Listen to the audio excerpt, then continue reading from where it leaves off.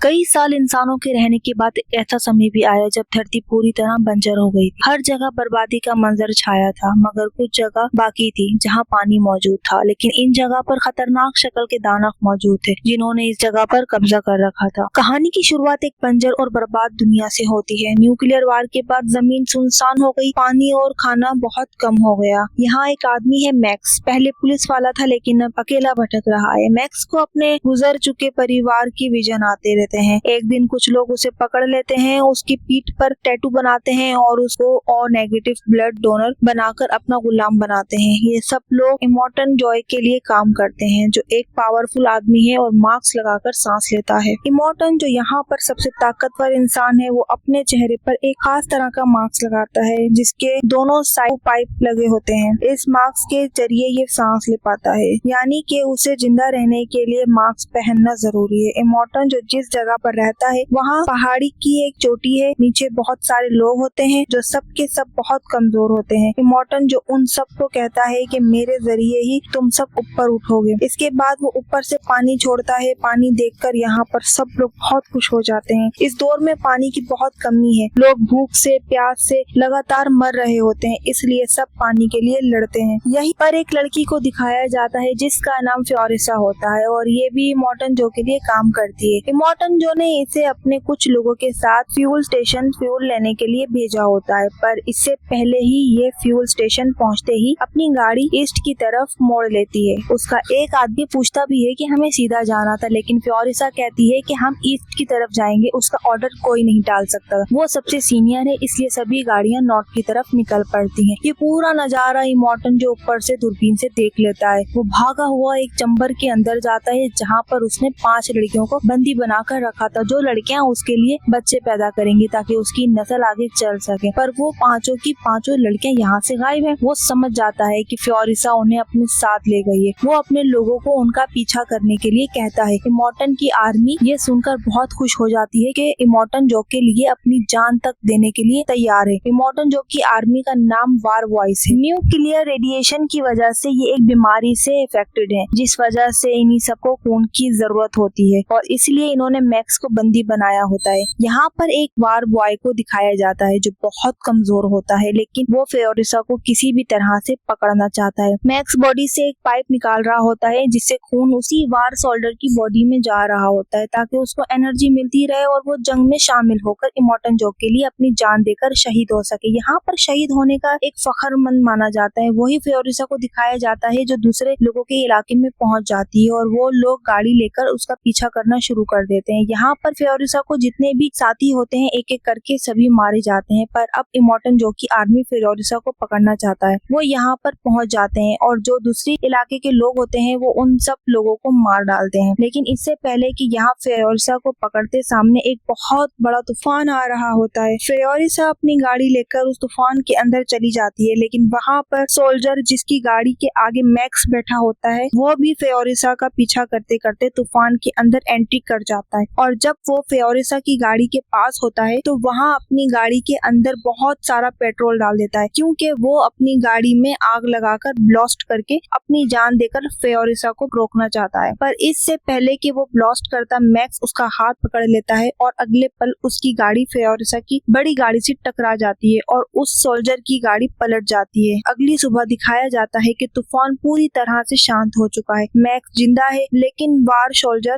मर गया होता है। वो उस जंजीर से बंधा होता है, इसलिए वो उसे उठाकर अपने कंधे पर उस गाड़ी तक ले जाता है जिस गाड़ी में फ्योरिसा 5 लड़कियों के साथ भागी थी। वो पांचों लड़कियां वहाँ पर होती हैं। मैक्स उनकी तरफ गन तान देता है और उनसे जंजीर काटने के लिए कहता है, और जब एक लड़की जंजीर काट रही होती है तो फ्योरिसा मैक्स के ऊपर हमला कर देती है। इन्हीं दोनों के बीच में हाथापाई होती है और तभी वहाँ पर सोल्जर जो मैक्स की जंजीर से बंधा होता है वो उठ जाता है। दरअसल वो मरा नहीं होता, वो सिर्फ बेहोश हुआ होता है। वहाँ किसी भी कीमत पर फ्योरिसा को पकड़ना चाहता है ताकि इमोर्टन जो उसे मुंह मांगा इनाम दे। मैक्स और वार सोल्जर दोनों मिलकर फ्योरिसा को अपने कब्जे में ले लेते हैं। वार सोल्जर यहाँ देखकर खुश हो जाता है और वो मैक्स की जंजीर काट देता है, लेकिन मैक्स पंच मारकर गाड़ी लेकर यहाँ से निकल जाता है। फ्योरिसा के साथ जो 5 लड़कियां होती हैं जिन्हें वो इमोर्टन जो की कैद से छुड़ा कर लाई है, वो उन्हें कहती है कि अगर तुम्हें बचना है तो मेरे साथ चलो, क्योंकि पीछे से इमोर्टन जो की पूरी आर्मी इन्हें पकड़ने मारने के लिए आ रही होती है। फ्योरिसा उस गैंग की तरफ बढ़ती है जो मैक्स यहाँ से लेकर चला गया था। वो कुछ ही दूर जाकर रुक गया होता है। फ्योरिसा वहाँ पहुँच जाती है। वो मैक्स से कहती है कि मैंने इसमें एक सीक्वेंस सेट की है, ये मेरे बिना नहीं चल सकता, इसलिए मैक्स को इन सबको अपने साथ गाड़ी में यहाँ से लेकर जाना पड़ता है। ये सब की सब आगे बढ़ते हुए बड़ी चट्टानों के पास पहुँच जाते हैं। यहाँ पर एक और गैंग होता है। फ्योरिसा कहती है कि मैंने इनसे डील की थी, ये हमें यहाँ से जाने दें, मुझे नहीं पता कि हमें जाने देंगे कि नहीं। वो पांचों लड़कियों को और मैक्स गाड़ी के अंदर छुपाने के लिए कहती है और इसके बाद वो उनकी इलाके में एंटर कर जाती है। यहाँ पर इन्हीं लोगों का जो सरदार होता है वो कहता है, तुमने कहा था कि कुछ लोग तुम्हारा पीछा करेंगे, लेकिन यहाँ पर 3 जंगी पार्टियां तुम्हारा पीछा कर रही हैं। फ्योरिसा ने यहाँ से गुजरने के बदले इन्हें तेल देने का वादा किया था, जो इनकी गाड़ी के पीछे एक गोल से टैंकर में होता है। पर इससे पहले कि वो उस टैंकर को अलग करती, तभी फ्योरिसा देखती है कि पीछे से इमोटन जो अपने लोगों के साथ इन्हीं तक पहुँचने ही वाला होता है। इसलिए मैक्स गाड़ी स्टार्ट करता हूँ और यहाँ से निकल लेते हैं। फ्योरिसा गाड़ी में किसी तरह से बैठ जाती है। जिन लोगों का ये इलाका है वो सामने की चट्टान को ब्लास्ट कर देते हैं, जिससे अंदर आने का रास्ता पूरी तरह से बंद हो जाता है। इमोटन जो और उसकी आर्मी जिसका नाम वार वॉइस है, वो सब रुक जाते हैं। अब ये जिन लोगों का इलाका होता है वो सब के सब एक्सपर्ट बाइकर होते हैं। ये अपनी बाइक्स पर फ्योरिसा और मैक्स का पीछा करते हैं, लेकिन मैक्स और फ्योरिसा एक एक करके यहाँ पर इन्हीं सभी बाइकर्स को मार देते हैं। पर इससे पहले कि वो इस जगह से भाग पाते, इमोटन जो अपनी गाड़ी से अपने लोगों के साथ इनकी गाड़ी तक पहुँच जाता है। इमोटन जो फ्योरिसा को गोली मारने ही वाला होता है कि तभी उन पांचों लड़कियों में से एक लड़की को गाड़ी के बाहर खड़ा कर दिया जाता है। ये लड़की प्रेग्नेंट होती है, इसके पेट में इमोटन जो का बच्चा होता है, इसलिए इमोटन जो उस पर फायरिंग नहीं करता क्योंकि वो किसी भी कीमत पर अपने बच्चे को नुकसान नहीं पहुंचाना चाहता। ये उसके लिए बहुत जरूरी है। अब वो फ्योरिसा की गाड़ी रोकने की पूरी कोशिश करता है। वो अपनी गाड़ी से एक जंजीर फायरिंग करते हैं और वो जंजीर इसकी स्टीयरिंग में अटक जाती है, जिस वजह से ये अपनी गाड़ी को कंट्रोल नहीं कर सकते। लेकिन तभी वो लड़की जो प्रेग्नेंट होती है वो गाड़ी से बाहर निकलती है और जंजीर काट देती है। और इससे पहले कि ये गाड़ी को कंट्रोल कर पाते, ये देखते हैं कि सामने चट्टान है। ये किसी तरह से अपनी गाड़ी को मोड़ लेते हैं, पर इनकी गाड़ी का दरवाजा उसे टकरा जाता है। वो लड़की जिसने जंजीर काटी थी वो अभी भी गाड़ी के बाहर होती है और जब वो गाड़ी के अंदर आने की कोशिश करती है तो उसका पैर फिसल जाता है और वो दरवाजे पर लटक जाती है। दरवाजा टूट जाता है और वो जमीन पर गिर जाती है। पीछे से इमोटन जो आ रहा होता है वो उससे बचाने के लिए अपनी गाड़ी को लेफ्ट साइड टर्न करता है, जिससे उसकी गाड़ी पलट जाती है। इमोटन जो अपनी गाड़ी से बाहर निकलता है और वो देखता है कि उसकी वाइफ जिसके पेट में उसका बच्चा है वो बुरी तरह से जख्मी है। वो अपनी जिंदगी की आखिरी सांसें ले रही है। ये देखकर इमोटन जो दर्द से कर्रा उठता है। वहीं मैक्स और फ्योरिसा लगातार आगे बढ़ रहे होते हैं। इनकी गाड़ी में इमोटन जो का वो आदमी भी छुपा हुआ होता है जिसका नाम नक्स है, जिसने कहानी की शुरुआत में मैक्स को अपनी गाड़ी के आगे बांधा था और उसकी बॉडी से खून निकालकर अपनी बॉडी में डाल रहा था। नक्स यहाँ पर बहुत परेशान होता है। वो कहता है कि मुझे मौका मिला था, मैं तुम लोगों को पकड़कर इमोटन जो को खुश कर सकता था अपने साथियों के साथ, पर मैंने अपने सारे मौके खो दिए। अब गाड़ी में जो 4 लड़कियां होती हैं, इनमें से एक लड़की उसे समझाती है। वो कहती है कि शायद तुम्हारी डेस्टिनी कुछ और है। वो प्यार से उसके हाथों पर हाथ लगाती है। नक्स पूरी तरह से शांत हो जाता है। वो इनकी गाड़ी को चलते चलते पूरा दिन हो चुका है, अब रात हो जाती है। मैक्स और फ्योरिसा देखते हैं कि अभी भी इमोटन जो की गाड़ी का पूरा काफिला पीछा कर रहा होता है, इसलिए मैक्स जमीन पर बॉम्ब बिछाकर अपनी गाड़ी लेकर वहाँ से निकल जाता है। और जब इमोटन जो का पूरा काफिला उस बॉम्ब के ऊपर आता है तो यहाँ पर ब्लास्ट होता है, जिस वजह से इनकी सभी गाड़ियाँ वहाँ पर रुक जाती हैं। पर एक गाड़ी यहाँ से निकलकर आगे बढ़ जाती है और वो लगातार मैक्स और फ्योरिसा की गाड़ी का पीछा कर रही होती है। अब इससे पहले कि मैक्स और फ्योरिसा यहाँ से निकल पाते, उनकी गाड़ी का टायर एक दलदल में धंस जाता है, जिस वजह से वो आगे नहीं बढ़ पाते। इनके साथ जो नक्स है जो इन्हें पहले मारना चाहता था, वो अब इनकी मदद करना चाहता है। वो कहता है कि सामने एक सूखा पेड़ है, हमें गाड़ी की केबल को उस पर बांधना चाहिए ताकि हमें अपनी गाड़ी को दलदल से निकाल सके। और अब ये गाड़ी की केबल को उस सूखे हुए पेड़ पर बांध देते हैं। तभी वो गाड़ी जो इनका पीछा कर रही होती है वो इन तक पहुंच जाती है। वो लगातार इन पर गोलियां चलाती है, पर इससे पहले कि वो इन सबको मार देती, इनकी गाड़ी दलदल से निकल जाती है। ये गाड़ी लेकर थोड़ा सा आगे बढ़ जाते हैं। मैक्स एक ऑयल का डब्बा लेकर उस गाड़ी की तरफ बढ़ जाता है जो इनका पीछा कर रही है, क्योंकि इनके पास हथियार नहीं है। और कुछ देर बाद फ्योरिसा देखती है कि एक बंदा ब्लास्ट होता है। उसे लगता है कि मैक्स मारा गया, पर मैक्स जिंदा होता है। मैक्स ने उनकी गाड़ी को ब्लास्ट कर दिया होता है, साथ ही वो उनके सभी साथियों को मार डालता है। इसके बाद एक बार फिर से ये यहाँ वहाँ से आगे बढ़ते हैं। पूरी रात गाड़ी चलाने के बाद सुबह जब ये रेगिस्तान से आगे बढ़ने लगते हैं तो फ्योरिसा को एक टावर दिखता है। वो बताती है कि बचपन में मैं इसी जगह पर रहती थी, वहाँ भी ऐसा ही टावर था। ये उस टावर के पास पहुँच जाती है। फ्योरिसा वहाँ पहुँचने के बाद अपने कबीले का नाम बताती है और अगले पल इनके पास बहुत सारी बाइकर्स आते हैं। यहाँ ये सब की सब फीमेल्स होती हैं। फ्योरिसा यहाँ पर अपनी मॉम से भी मिलती है। ये सब फ्योरिसा को पहचान लेती हैं। फ्योरिसा बताती है कि मेरे साथ जो ये 4 लड़कियां हैं, मैं इन्हें ग्रीन प्लेस ले जाना चाहती हूँ। पर तभी एक बूढ़ी औरत उससे बताती है कि जिस तरफ से तुम आ रही हो वो ही ग्रीन प्लेस था जो पहले रहने के लायक था, पर अब रहा नहीं जा सकता। फ्योरिसा को ये सुनकर बहुत दुख होता है। उसके बाद ये सब के सब प्लान्स बनाते हैं कि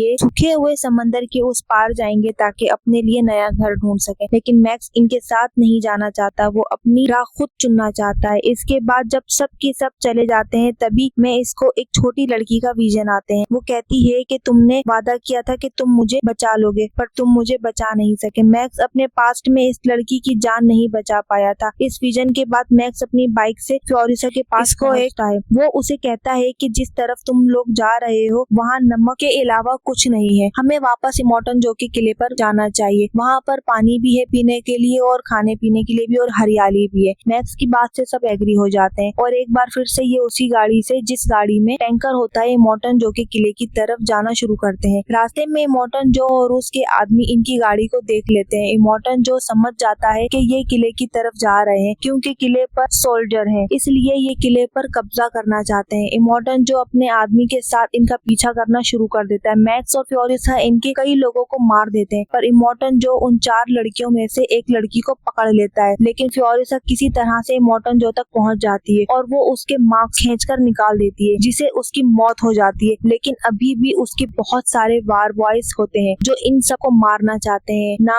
जो गाड़ी चला रहा है उसमें तेल का टैंकर होता है, वो उस गाड़ी को इनसे टकराता है जिससे एक बहुत बड़ा ब्लास्ट होता है और वो सबके सब मारे जाते हैं। वहीं फ्लोरिसा बहुत कमजोर हो जाती है। मैक्स समझ जाता है कि ब्लड की जरूरत है, इसलिए वो उसकी बॉडी में अपना ब्लड ट्रांसफर करता है जिससे वो नॉर्मल हो जाती है। और अब ये इमोर्टन जो के किले तक पहुंच जाते हैं। वहाँ पर सोल्जर भी होते हैं, पर जब ये इमोर्टन जो की डेड बॉडी देखते हैं तो वो वहाँ पर जितने भी लोग होते हैं वो सब के सब खुश हो जाते हैं और यहाँ नजारा देखने लायक होता है। पानी देखकर सभी लोग बहुत खुश होते हैं। वहीं किले के अंदर जितने भी वार बॉयज होते हैं वो फ्लोरिसा के इमोर्टन जो की चारों बीवियों के वेलकम करते हैं, यानी कि अब इस किले पर इन्हीं सबका हक है। यहाँ पर जमीन से पानी निकालने के लिए बड़ी बड़ी मशीन है, यहाँ पर ग्रीनरी भी है, इसलिए कभी भी किसी को पानी की कमी नहीं होगी। और जब ये ऊपर जा रहे होते हैं तो फ्लोरिसा मैक्स को देखती है जो भीड़ में खड़ा होता है और इसके बाद वो वहाँ से निकल जाता है। उसने जिस काम की जिम्मेदारी ली थी वो काम अब उसने पूरा कर दिया है। वीडियो पसंद आई हो तो लाइक करें, सब्सक्राइब करें और शेयर करना ना भूलें।